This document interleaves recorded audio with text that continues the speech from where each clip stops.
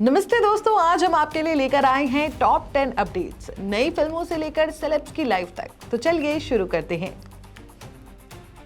Prime video पर आने वाली नई हिंदी क्राइम थ्रिलर सीरीज दल दल जल्द ही रिलीज होने वाली है। ये सीरीज 30 जनवरी को दुनिया भर में स्ट्रीम होगी। इस सीरीज में भूमि पेडनेकर मुंबई क्राइम ब्रांच की डीसीपी रीटा फरेर के रोल में नजर आएंगी। कहानी एक खतरनाक सीरियल किलर के केस पर आधारित है, जिसमें डर और सस्पेंस भरपूर है।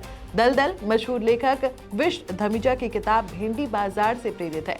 टीजर देखकर साफ है कि ये सीरीज हल्के दिल वालों के लिए नहीं है। भूमि पेडनेकर के साथ समारा तिजोरी और आदित्य रावल भी अहम भूमिकाओं में नजर आएंगे। ये सीरीज 30 जनवरी से प्राइम वीडियो पर देखी जा सकेगी। शाहिद कपूर की आने वाली फिल्म ओ रोमियो इन दिनों सुर्खियों में है। फिल्म का पहला गाना हम तो तेरे ही लिए थे आज रिलीज कर दिया गया है। इस गाने के साथ विशाल भारद्वाज और गुलजार की जोड़ी की वापसी हुई है, जबकि गाने को आवाज दी है अरिजीत सिंह ने। इस गाने में शाहिद कपूर और तृप्ति डिमरी की केमिस्ट्री दिल जीत लेती है। दोनों पहली बार स्क्रीन पर साथ दिख रही हैं, लेकिन उनकी बॉन्डिंग देखकर ऐसा बिल्कुल नहीं लगता। गाने की शुरुआत में तृप्ति का डायलॉग सीधे दिल तक पहुंचता है। रोमांस, इमोशन और केयर से भरा ये गाना शाहिद के रफ लवर लुक को और असरदार बनाता है। विशाल भारद्वाज के डायरेक्शन में बनी ओ रोमियो 13 फरवरी को वैलेंटाइन वीक में रिलीज होगी।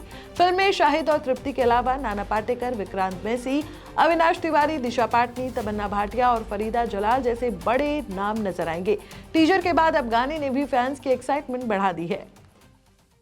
मशहूर सिंगर और रैपर हनी सिंह के दिल्ली कॉन्सर्ट को लेकर हाल ही में काफी विवाद हुआ था। कॉन्सर्ट के एक वीडियो में हनी सिंह दिल्ली की ठंड और निजी रिश्तों को लेकर गलत शब्द बोलते नजर आए थे, जिसके बाद उनकी जमकर आलोचना हुई थी। इसी बीच सोशल मीडिया पर एक और वीडियो वायरल हो गया, जिसमें कॉन्सर्ट के दौरान हंगामा और मारपीट होती दिख रही है। इस वीडियो को देखकर दावा किया जाने लगा कि ये हनी सिंह के दिल्ली कॉन्सर्ट का है और वहां उनके साथ मारपीट हुई है। लेकिन जब इस वीडियो की जांच की गई तो सच्चाई कुछ और ही निकली। गूगल और सोशल मीडिया जांच में पता चला कि ये वीडियो हनी सिंह का नहीं है। ये वीडियो 16 दिसंबर 2025 को फेसबुक पर अपलोड किया गया था और यह हरियाणा के मेवात में हुए एक कार्यक्रम का है। असल में ये वीडियो एक महिला डांसर के साथ हुई छेड़छाड़ से जुड़ा है, जिसके बाद वहां मौजूद लोगों ने हंगामा और मारपीट की थी। इसका हनी सिंह या उनके कॉन्सर्ट से कोई लेना देना नहीं है। बता दें कि दिल्ली में हनी सिंह का कॉन्सर्ट शांतिपूर्वक पूरा हुआ था। वहां किसी भी तरह की मारपीट या हंगामा नहीं हुआ। हालांकि उनके बयान की वजह से बाद में विवाद जरूर खड़ा हो गया।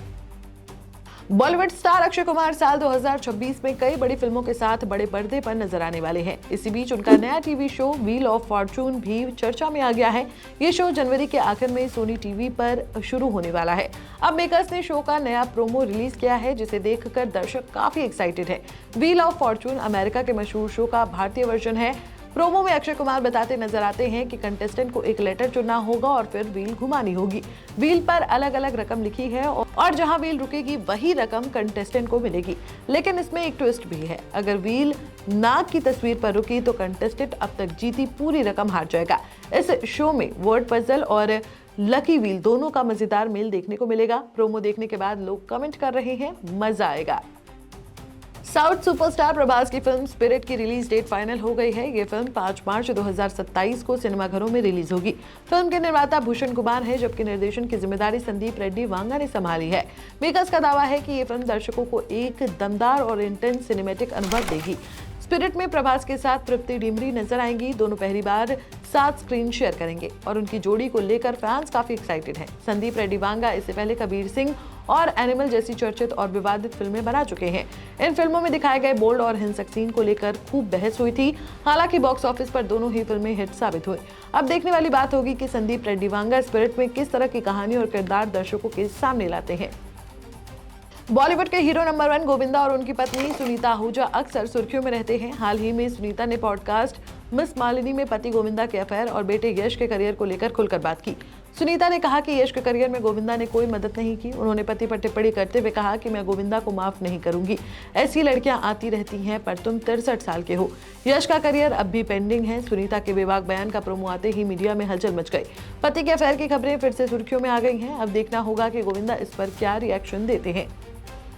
फरहान अख्तर की सुपरहिट डॉन फ्रेंचाइजी का तीसरा पार्ट डॉन 3 लंबे समय से चर्चा में है, लेकिन फिल्म शुरू नहीं हो पा रही है। पहले रणवीर सिंह को डॉन बनाने की खबरें थी, लेकिन अब ऐसा लग रहा है कि शाहरुख खान ही आइकॉनिक गैंगस्टर के रोल में वापसी करेंगे। रिपोर्ट्स के मुताबिक शाहरुख खान ने एक शर्त रखी है, वो तभी डॉन 3 करेंगे जब फिल्म में जवान के डायरेक्टर एटली को शामिल किया जाएगा। इसका मकसद फिल्म का स्केल और दर्शकों का एक्साइटमेंट बढ़ाना है। हालांकि अभी तक कोई ऑफिशियल पुष्टि नहीं की गई है। डॉन और डॉन 2 में शाहरुख के धमाकेदार परफॉर्मेंस के बाद फैंस अब तीसरे पार्ट में उनकी वापसी का बेसब्री से इंतजार कर रहे हैं। टीवी और फिल्मों की एक्ट्रेस सना खान ने शोबिस छोड़ दिया था। बिग बॉस 6 में दिखने वाली सना ने 2020 में अचानक एंटरटेनमेंट इंडस्ट्री से दूरी बना ली। इसके बाद उन्होंने मुस्लिम धर्मगुरु मुफ्ती अनस सईद से शादी कर ली। हाल ही में सना ने एक पॉडकास्ट में अपनी शादी और करियर छोड़ने के फैसले पर खुलकर बात की। उन्होंने बताया कि शादी के समय ये टॉप सीक्रेट था, उनके परिवार के अलावा किसी को कुछ पता नहीं था। निकाह और रिसेप्शन का सारा इंतजाम उनके पति ने संभाला। सना ने साफ किया कि उनके फैसले में किसी का दबाव नहीं था, बल्कि ये उनका खुद का डिसीजन था। उन्होंने कहा, मुझे सुकून चाहिए था, शोहरत और नाम नहीं, बल्कि आंतरिक शांति की तलाश थी। यही वजह है कि मैंने अपने पति और रिश्ते को चुना। ऑस्कर विजेता संगीतकार ए आर रहमान ने कहा कि उन्हें पिछले 8 सालों में बॉलीवुड में काम कम मिला। उन्होंने इसके पीछे सांप्रदायिक एंगल और बदलते पावर डायनेमिक्स की वजह बताई। इस बयान के बाद इंडस्ट्री में बहस छिड़ गई। दिग्गज गीतकार जावेद अख्तर ने रहमान के दावों को खारिज किया। उन्होंने कहा कि मुंबई में आज भी रहमान का सम्मान उतना ही है और उनकी प्रतिभा को सभी मानते हैं। जावेद के अनुसार कुछ लोग शायद सोचते हैं कि रहमान अब अंतर्राष्ट्रीय प्रोजेक्ट्स और शो में व्यस्त हो गए हैं, इसलिए उन्हें बॉलीवुड के लिए समय नहीं मिलेगा। जावेद ने यह भी कहा कि रहमान का कद इतना बड़ा हो गया है कि छोटी फिल्मों के निर्माता उनसे डरते हैं, लेकिन वो सरल इंसान है और कोई उनसे संपर्क करे तो जवाब जरूर देंगे। सिंगर शान ने भी कहा कि संगीत उद्योग में कोई सांप्रदायिक पहलू नहीं है और रहमान को लेकर ज्यादा सोचने की जरूरत नहीं। रहमान ने खुद कहा कि कभी कभी उन्हें फिल्म बुक किया जाता है, लेकिन दूसरी म्यूजिक कंपनी अपने संगीतकार ले आती है तो वो आराम करते हैं।